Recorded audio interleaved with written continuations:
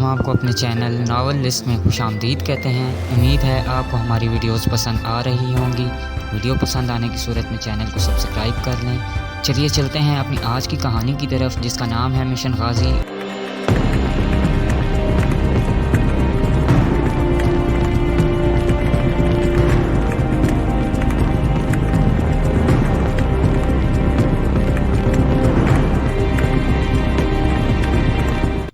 Colonel صاحب جب mood میں ہوتے تو کچھ پیسے وغیرہ بھی دے دیتے، اور جب ناراض ہوتے ہیں تو بے تحاشا گالیاں دیتے ہیں۔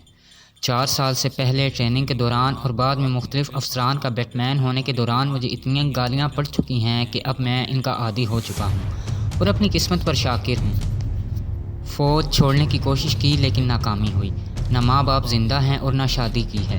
عبدالکریم بڑی ستھری اردو بول رہا تھا۔ میں نے پوچھا کہ تم کہاں کے رہنے والے ہو؟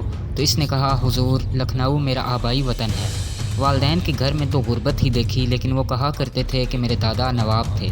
والد مرحوم نے بھی خاندانی روایات اور اپنی وفاداری کا بھرم قائم رکھنے کے لیے تھوڑی بہت جائیداد اور رہائشی حویلی پہلے رہن رکھی اور بعد میں بیچ ڈالی۔ جب میں نے ہوش سنبھالا تو گھر میں غربت ہی دیکھی۔ ابھی 10 سال کا بھی نہیں ہوا تھا کہ 1 سال کے اندر چند ماہ کے وقفے سے والدین کا انتقال ہو گیا۔ میں بالکل بے آسرا رہ گیا۔ والد مرحوم کے جاننے والے ایک دکاندار نے مجھے اپنے گھر میں پناہ دی اور میٹرک تک تعلیم دلوائی۔ انہوں نے ہی مجھے فوج میں بھرتی کرا دیا کہ یہاں عزت سے روٹی کما سکوں گا۔ یہاں روٹی تو مل گئی، لیکن مسلسل گالیوں سے ماں باپ، خاندان اور مذہب کی دھجیاں اڑ گئیں۔ عبدالکریم بولے جا رہا تھا اور میرا ذہن کچھ اور ہی سوچ رہا تھا۔ چند نکتے تھے جن کے گرد میرا ذہن گھوم رہا تھا۔ فوجی، مسلمان، ہندو افسران کی گالیوں سے بیزار بلکہ کسی حد تک باغی، کوئی رشتہ دار نہیں اور ہیڈ کوارٹر کے ایک اہم سینئر افسر کا بیٹ مین۔ حالات نے اس کا پہلے ہی خاصا برین واش کر رکھا تھا اور باقی کا کام میں کر سکتا تھا۔ ایک بڑی دشواری تھی کہ میں نے ہندو ہونے کا لبادہ اوڑھ رکھا تھا۔ اپنی اصلیت ظاہر کرنے میں 50-50 چانس تھا۔ ایک یہ کہ وہ میرا ساتھ دے گا اور دوسرا یہ کہ میرا بھید کھول کر ہندو افسران کی نظر میں خود کو وفادار اور بھارت ماتا کا سپوت ثابت کرنے کی کوشش کرے گا۔ میں اس موقع کو ہاتھ سے جانے نہیں دینا چاہتا تھا، لیکن اس کے لیے مناسب منصوبہ بندی اور مزید سوچ و بچار کی ضرورت تھی۔ میں نے اٹھتے ہوئے عبدالکریم سے کہا کہ میں اس کی باتوں سے بہت متاثر ہوا ہوں۔ میں اس کے لیے یقیناً کچھ کروں گا۔ میں نے اسے کہا کہ میری آمد کا کرنل صاحب کو نہ بتائے۔ باتیں تو وہ کر چکا تھا، لیکن اس ڈر سے سہم بھی گیا تھا کہ میں کرنل کو اس کی گفتگو کے بارے میں نہ بتا دوں۔ اس نے کہا کہ صاحب آپ کرنل صاحب کو کچھ نہ بتائیں، میری زبان تو ہرگز نہ کھلے گی۔ میں نے اس سے لکھنؤ کے اس دکاندار کا نام اور دکان کا نام اور محلِ وقوع پوچھا جو اس نے مجھے بتا دیا۔ میں چاہتا تھا کہ اس کی کہی ہوئی باتوں کی سچائی جان سکوں۔ اسے 500 روپے دے کر میں وہاں سے رخصت ہوا اور میرا دماغ اس سلسلے میں مزید کچھ کرنے کے تانے بانے بننے لگا۔ بہت سوچ بچار کے بعد بالآخر میں نے فیصلہ کر لیا کہ عبدالکریم سے کام لینے کی کوشش ضرور کرنی چاہیے، لیکن کوئی عملی قدم اٹھانے سے پہلے اس کے متعلق مکمل چھان بین کی جائے۔ شام کو میں اپنے ساتھیوں سے ملنے ان کے گھر گیا۔ اتفاق سے مالک مکان گھر میں ہی تھا۔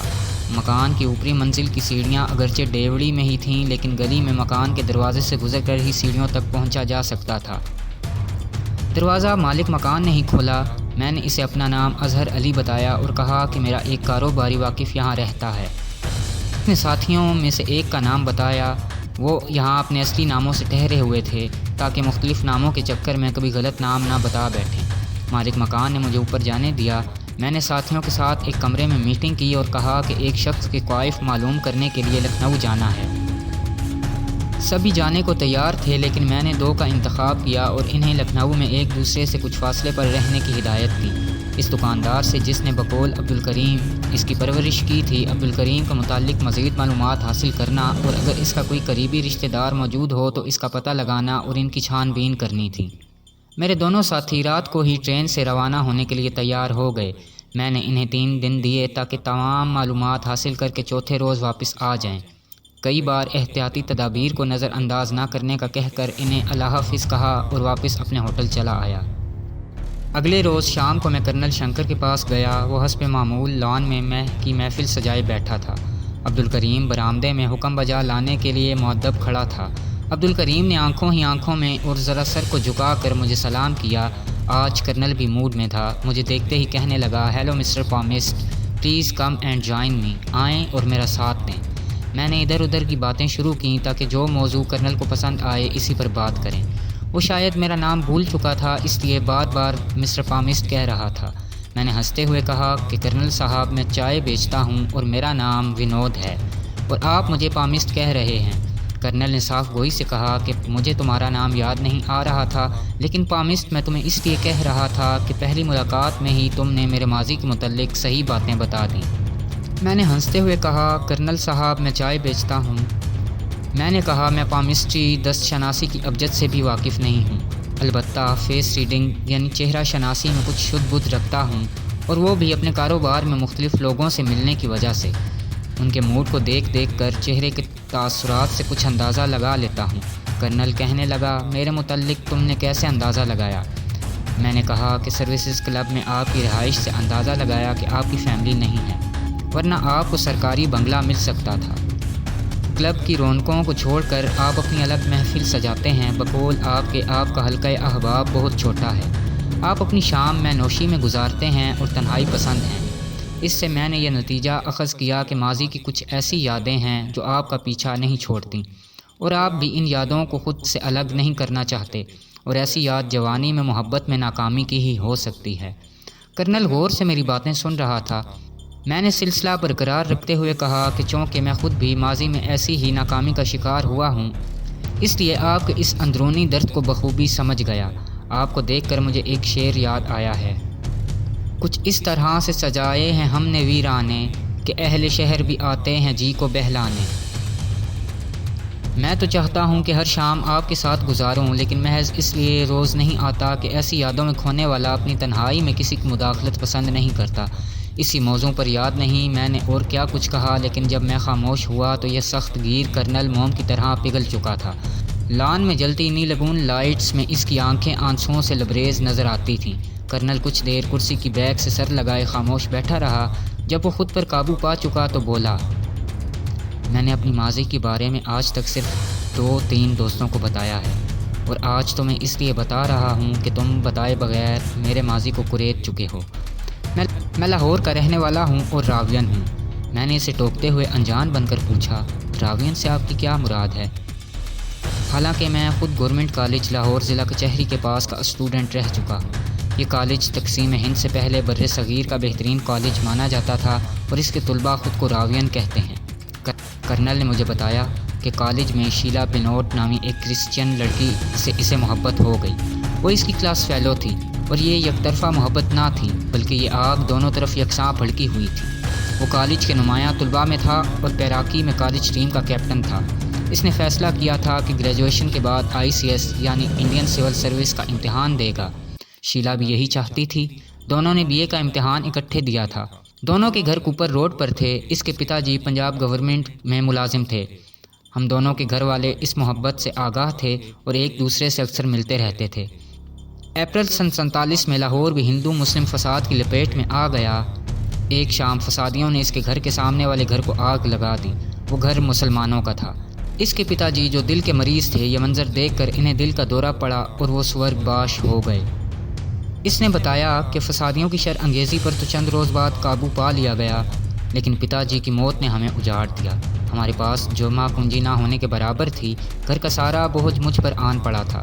میں نے رنگ محل میں ایک دکان پر جز وقتی ملازمت کر لی۔ امید تھی کہ پتا جی کے فنڈ وغیرہ مل جائیں گے تو میں ICS کی تیاری شروع کر دوں گا۔ شیلا کے گھر والوں پر ہماری مالی کمزوری کا راز کھل چکا تھا اور وہ کچھ کھچے سے رہنے لگے تھے۔ اسی دوران شیلا کے لیے ایک انڈین کرسچین کیپٹن کا رشتہ آیا۔ شیلا نے بھی اب مجھ سے دور رہنا شروع کر دیا تھا۔ میں نے شیلا کو لاکھ سمجھانے کی کوشش کی، لیکن بے سود۔ میں نے اسے گزرے دنوں کی باتیں اور قسمیں وعدے یاد دلائے، لیکن بے سود۔ اور ایک دن شیلا اس کیپٹن کی دلہن بن کر چلی گئی، لیکن میرے دل سے نہ نکل سکی۔ میں اپنی بے سر و سامانی کے بوجھ تلے دبا ہوا شیلا کو گرجے سے کیپٹن کی دلہن بن کر نکلتے ہوئے دیکھتا رہا، لیکن کچھ نہ کر سکا۔ مجھے ایک چپ سی لگ گئی تھی۔ اسی دوران تقسیم ہند ہو گئی۔ میں اپنی ماتا اور 2 بہنوں کو لے کر بھارت چلا آیا۔ لاہور میں ہمارا مکان میرے پتا کے ایک دوست نے مناسب داموں پر ہم سے خرید لیا تھا۔ اس مکان کی جو رقم ملی تھی، اس سے میں نے اپنی بہنوں کے ہاتھ پیلے کیے۔ کچھ عرصے بعد میری ماتا جی بھی چل بسی۔ اب میں یکو تنہا تھا۔ میں نے فوج جوائن کر لی۔ دہرادون میں 2.5 سال کی تربیت کے بعد سیکنڈ لیفٹیننٹ بنا۔ میں نے پوری کوشش کی کہ شیلا کو دل سے نکال دوں، لیکن اس کی محبت اور یاد کی جڑیں دل میں کچھ اتنی گہرائی تک پہنچ چکی تھیں کہ ناکام رہا۔ کرنل کی دکھتی رگ پر میرا ہاتھ کچھ ایسے پڑا تھا کہ اس کے جذبات کے سارے بند ٹوٹ چکے تھے۔ وہ بولتا چلا گیا۔ سن 65 کی بھارت پاکستان جنگ کے دوران ایک انفینٹری کمپنی کا کمانڈر تھا اور لاہور سیکٹر پر میری کمپنی تعینات تھی۔ میرے ریکی کرنے والے جوانوں نے بتایا کہ پاکستان کی ایک بڑی توپ، غالباً رانی یا شیرنی، جو 250 پاؤنڈ کا گولہ 22 میل تک پھینک سکتی ہے، کی لوکیشن انہوں نے دیکھ لی ہے۔ میں اگر چاہتا تو اپنی آرٹلری کو بتا کر اس توپ کو تباہ کروا سکتا تھا، لیکن میں ڈپٹی آرٹلری کو نہ بتا سکا۔ اگرچہ ہمارا مواصلاتی رابطہ اپنی آرٹلری توپ خانے سے کٹ چکا تھا، لیکن ان تک پیغام پہنچانے کے اور بھی ذرائع تھے۔ یہ شاید لاہور سے میری محبت اور شیلا کی وجہ سے ہوا، جو لاہور میں رہتی تھی، کہ میں اپنا فرض نہ نبھا سکا، جس کی پاداش میں مجھے دفتری امور پر لگا دیا گیا۔ میں نے شادی نہیں کی۔ اپنے دفتری اوقات کے بعد میرا بیشتر وقت تنہائی اور شراب نوشی میں گزرتا ہے۔ کرنل شنکر نے اور بہت سی باتیں کی جن سے میں نے اندازہ لگایا کہ کرنل بھارتی فوج سے بھی نالاں ہے اور غیر محسوس طور پر اپنی ذاتی وجوہات کی وجہ سے پاکستان کے بھی اتنا خلاف نہیں جتنا دوسرے بھارتی فوجی تھے۔ رات قریب 12 کے قریب ہماری یہ محفل برخاست ہوئی اور میں کرنل شنکر کے متعلق متضاد خیالات کے ہجوم میں گھرا ہوا اپنے ہوٹل واپس پہنچا۔ یہاں پاکستان کی رانی اور شیرنی توپوں کے متعلق قائرین کو بتانا چاہتا ہوں۔ یہ 2 سپر ہیوی ووٹرز توپوں کی ایک قسم امریکہ نے اچھے وقتوں میں پاکستان کو دی تھی۔ ان میں چلنے والا گولہ 250 پاؤنڈ کا ہوتا ہے اور 22 میل تک اس کی رینج ہے۔ سن 65 اور سن 71 کی جنگوں میں ان 2 توپوں نے لاہور کے تحفظ میں نمایاں کردار ادا کیا تھا۔ بھارتی فوج ان کے گولوں کی آواز سنتے ہی دہشت سے کانپنے لگتی تھی اور الٹے قدموں واپس اپنے مورچوں میں دبک جاتی تھی۔ کرنل شنکر نے شراب کے نشے میں اپنا دل کھول کر میرے سامنے رکھ دیا تھا، لیکن مجھے ٹریپ کرنے کے لیے یہ اس کی ایک چال بھی ہو سکتی تھی۔ عبدالکریم کی درد بھری کہانی اور کرنل شنکر کی باتیں، یہ دونوں سچی بھی ہو سکتی تھیں اور غلط بھی۔ ان حالات میں مجھے اپنا ہر قدم پھونک پھونک کر اٹھانا تھا۔ میں نے ان دونوں کی باتوں کے ہر فقرے اور ہر لفظ کا تجزیہ کرنا شروع کیا اور بالآخر یہ فیصلہ کیا کہ جب تک میرے ساتھی لکھنؤ سے واپس آ کر عبدالکریم کے بیان کی تصدیق نہ کر دیں، میں کوئی قدم نہ اٹھاؤں۔ تارا-پور کے ایٹمی بجلی گھر کے متعلق چونکہ ہمیں پاکستان میں بریف نہیں کیا گیا تھا، اور اس لیے میں نے ہر ممکن ذریعے سے معلومات اکٹھی کرنے کا فیصلہ کیا۔ نیوکلیئر انرجی سے متعلق کتابیں تو میں پہلے ہی لے چکا تھا اور ان کا مطالعہ بھی شروع کر دیا تھا۔ اب میں چاہتا تھا کہ وہاں کے سیکیورٹی سسٹم کے متعلق بھی جانکاری حاصل کروں۔ تو دوستو، یہ تھی ہماری آج کی ایپیسوڈ۔ امید ہے آج کی ایپیسوڈ آپ کو پسند آئی ہوگی۔ مزید ایپیسوڈز سننے کے لیے ہمارے چینل کو سبسکرائب کریں، ہماری ویڈیوز کو لائک اور شیئر کریں اور کمنٹ سیکشن میں اپنی رائے کا اظہار ضرور کریں تاکہ ہم مزید کہانی کو بہتر طریقے سے آپ کے سامنے پیش کر سکیں۔